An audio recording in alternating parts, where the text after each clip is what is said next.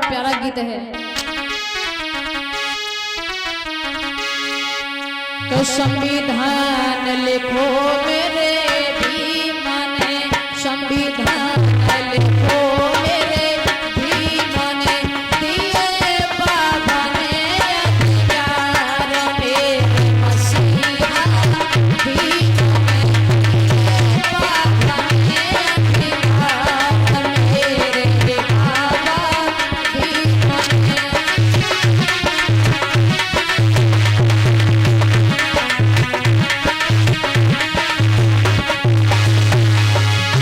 कौन सी अधिकार दी? पहले ये ऐसा समय था कि जब हमारी इस देश में जो हमारी दलित समाज के लोग थे, मूल निवासी लोग थे, अपने उस समाज से पिछड़े हुए लोग थे, जिन्हें ना अच्छा खाना खाने का अधिकार था, ना अच्छे समाज में रहने का अधिकार था, ना अच्छे मकानों में रहने का अधिकार था, और ना अच्छी सी नौकरी प्राप्त करने का अधिकार था, ना पढ़ने का अधिकार था। तो ये सारे अधिकार जब बाबा साहब ने देखे कि हमारे समाज को कोई मान सम्मान नहीं मिल रहा है, तब उन्होंने अपने जीवन में सबसे पहले उन्होंने शिक्षा को महत्व दिया, और जब तक उनकी शिक्षा पूरी नहीं हुई तब तक उन्होंने समाज का कोई कार्य नहीं किया। तो सबसे पहले उन्होंने अपने जीवन में शिक्षा को जब उन्होंने प्राप्त किया, डिग्रियों को हासिल किया, क्योंकि बिना शिक्षा की कोई कार्य नहीं होता, तो उन्होंने अपनी शिक्षा को पूरी करने के बाद में अपने समाज के लोगों के लिए उन्होंने अधिकार दिलाने का काम किया है। अपने जीवन में संघर्ष करते रहे, लेकिन अपने इस समाज को देख करके अपने जीवन की कभी खुशी नहीं जानी, अपने चार बच्चों को कुर्बान कर दिया अपने इस देश भारत की खातिर। क्योंकि हमारे बाबा साहब जब अपने इस समाज की हालत को देखते तो एक बार उनके मन में विचार ये आता है कि वो कौन सा समय आएगा जब हमारा ये समाज, जब अन्य लोगों के भांति एक समान का उन्हें दर्जा मिलेगा, एक समान के हर अधिकार उन्हें मिलेंगे। तब बाबा साहब ने जिस मनुस्मृति में ये नियम थे कि शूद्र वर्ण का कोई भी व्यक्ति न तो पढ़ सकता है, न अच्छे समाज में बैठ सकता है, न वो नौकरी कर सकता है, न पढ़ने का अधिकार है, न अच्छा स्वच्छ जल पीने का अधिकार नहीं था। तालाब में जानवर पानी पी सकते थे, लेकिन उसी तालाब में किसी शूद्र को पानी पीने का अधिकार नहीं था।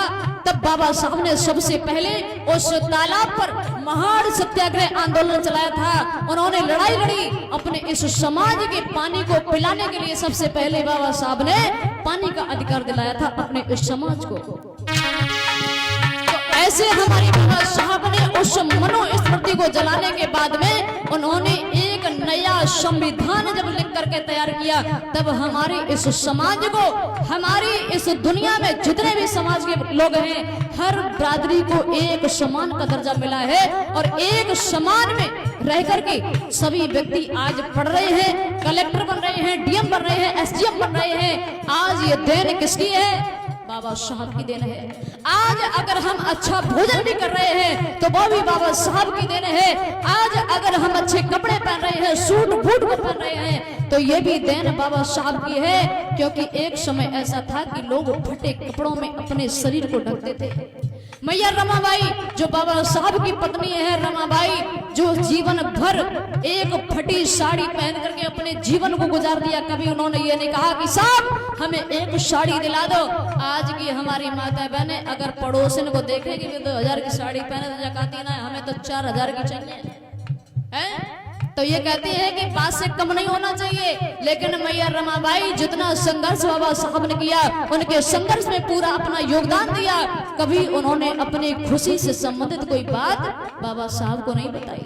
यहाँ तक कि बाबा साहब जब विदेश में पढ़ रहे तो उनके बच्चे उन्हें छोड़ के चले जाते हैं, तो उन्होंने अपने बाबा साहब की पढ़ाई के लिए उन्हें सूचना नहीं पढ़ पाई कि आपके बेटे इस दुनिया से विदा हो गए। जब बाबा साहब उस विदेश से वापस घर आते, जब बच्चे उन्हें दिखाई नहीं देते, तब वो सवाल करते हैं कि हमारे बच्चे कहाँ हैं। तब वो माँ कहती है कि साहब वो बच्चे तो हमें छोड़ के जा चुके हैं। तो ऐसे इस बाबा साहब का विचार करिए कि उनका जीवन क्या होगा, कैसे उन्होंने अपने जीवन को व्यतीत किया होगा। क्योंकि आज बाबा साहब अगर चाहते तो उनके पास में 14 डिग्रियों का 14 डिग्री थी और जाने कितनी भाषाओं का ज्ञान था। अगर वो चाहते तो एक अच्छी सी नौकरी प्राप्त करके अपने जीवन को ऐसो आराम के साथ में गुजार सकते थे, लेकिन उन्होंने सारी नौकरियों को ठोकर मार दिया। जिस नौकरी में रह करके उन्हें मान सम्मान नहीं मिलता है, तो ऐसी नौकरियों को उन्होंने लात मारी और अपने इस सामाजिक कार्यों को उन्होंने आगे बढ़ाया।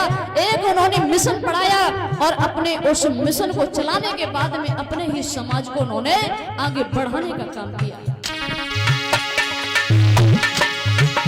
संविधान लिखो मेरे भीम ने, संविधान लिखो मेरे भीम ने, दिए बाबा ने अधिकार मेरे मसीहा भीम ने।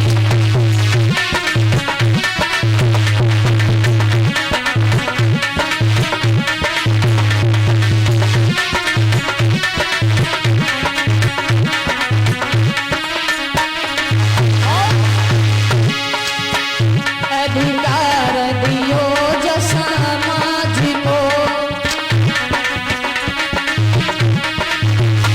अधिकार दियो जो समाज को,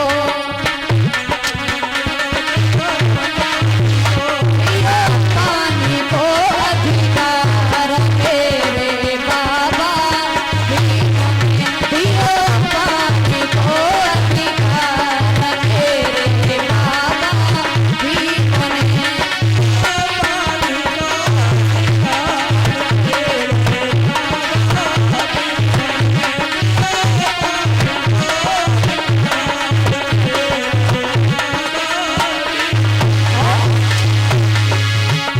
अधिकार दियो है मकान को, हमारे बाबा साहब ने यहाँ तक कि हमें सर छुपाने के लिए मकान का भी अधिकार दिलाया। जो कभी लोग टूटी फूटी झोपड़ी में रह करके अपने जीवन को गुजारते थे, आज ये समय है कि वही लोग आज कहीं किसी सिटी के किनारे प्लाट को लेते हैं और अपने गांव में ही अपने उस महल को बड़ी सुंदर डिजाइनों में बनवाते हैं। ये अधिकार भी बाबा साहब से मिला और लोग तो उस कुटिया में रह करके अपने जीवन को गुजार लेते थे। लेकिन आज का समय ऐसा है कि किसी भैया के पास में अगर 50 बीघा भी है तब भी उनका गुजारा नहीं हो रहा है। तब भी वो पड़ोसी के खेत से जा सोचते जाओ मैं थोड़ी सी मिली है, हाँ, तो उनके उतनी भी जगह में गुजारा नहीं हो रहा। लेकिन कभी वो समय था कि छोटी झोपड़ी में रह करके अपने जीवन को गुजार लेते।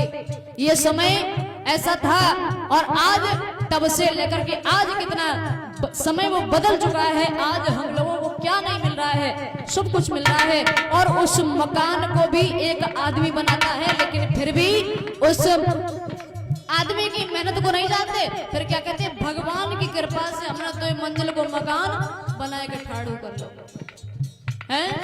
जो आदमी दिन रात मेहनत करता है, लोग उस मकान में इतनी मेहनत करते हैं, पूरे दिन लगे रहते हैं और फिर क्या कहते हैं, भगवान की कृपा से हमने मकान बनवाए। बताइए कौन सा भगवान आया जो आपके मकान को बना दिया। यानी उस इंसान ने बनाया, अपनी मेहनत को कोई नहीं समझता, बस श्रेय किसको देते, भगवान को। भैया जब आप कर्म करते हैं तभी आपको खाने को भी मिलता है, तो अपनी मेहनत को जानो, अपनी मेहनत को जानो। हमें किसी ने क्या दिया है, हमने तो खुद ही हासिल किया है, तो हम किसी और का नाम क्यों लें। तो इसलिए अधिकार दियो है मकान को, दियो कपड़ा को अधिकार तेरे बाबा भीम ने, दियो कपड़ा को अधिकार तेरे बाबा भीम ने।